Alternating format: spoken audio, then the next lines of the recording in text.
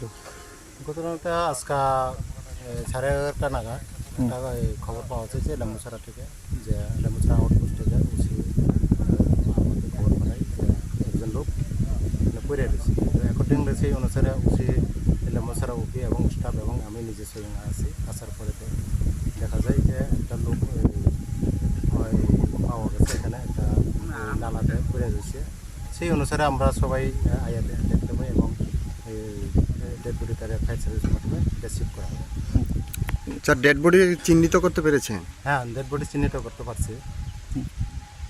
এমনি শরীরে কোনো আঘাত না, এখন পর্যন্ত তো শরীরে তো এমন কোনো এক্সটার্নাল যেটা ইনজুরি এটা তেমন দেখা গেছে না। আবার এটা যাতে কোনো কিছু আছে কি না সেটার জন্য আমরা এখন হাসপাতালে পাঠানো হয়েছে। স্যার, নামটা কি? আর নাম হচ্ছে অমলবীর, বাড়ি হচ্ছে গণেশ চৌধুরী পাড়া। বয়স কত? বয়স 45 কী করেন টাইমে? এমনি কাজ করে।